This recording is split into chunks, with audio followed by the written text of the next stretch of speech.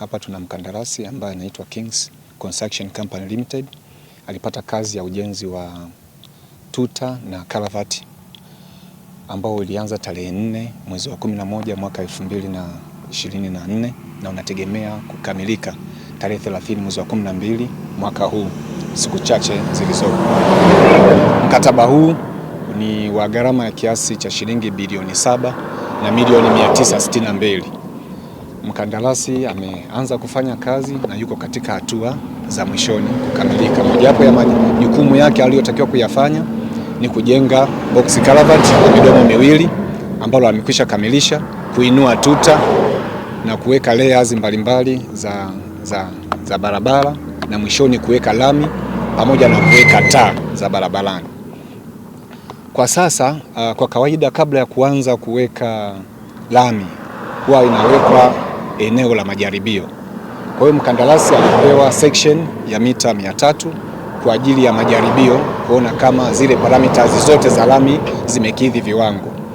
Kwa bahati mbaya hiki kipande cha mwanzo cha mita 300 baada ya kupimwa na maabara yetu ikaonekanika havijakidhi viwango. Mkandarasi alikwisha andikiwa barua ya kwamba atarekebisha na yupo katika maandalizi ya kurekebisha hiki kipande ambacho anategemea mitambo ile ya milling machine nategemea kufika leo usiku, na kuanzia kesho ataanza kurekebisha hicho kipande ambacho kinaonekanika kwamba kimeharibika, lakini ukweli ni kwamba ni trial section, ni eneo la majaribio.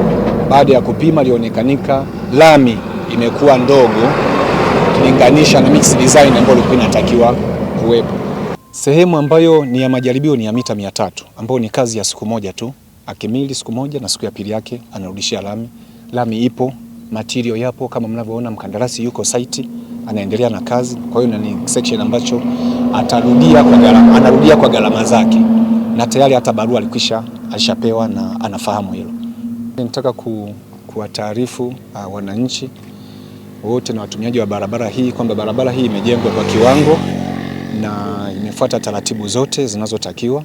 Ni hiki kipande tu cha mita 300 ambacho kilikuwa ndio kipande cha majaribio ili kuweza kupata mix design huko ambako sehemu nyingine inayoendelea zaidi ya kilomita 3 iko katika viwango vinavyotakiwa, na ni baada ya kuwa sisi tumepima na kumpatia vigezo vinavyotakiwa kulingana na mix design ya hii lami. Kwa hiyo kwa sasa ni sehemu ambayo iko sahihi, isipokuwa hizi mita 300 ambao ndani ya wiki hii itakuwa vimerekebishwa na iko katika ubora wake.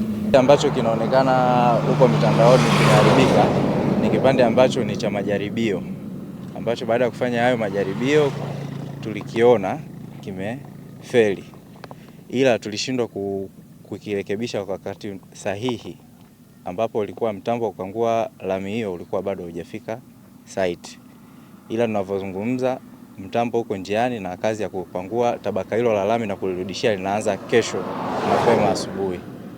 Na nikiri kwamba tumepokea barua kutoka kwa client ambaye ni TANROADS, alitupa maelekezo ya kurekebisha kipande hicho, na toka tarehe 24 mwezi wa 11 kesho tunaenda kuanza kazi hiyo rasmi.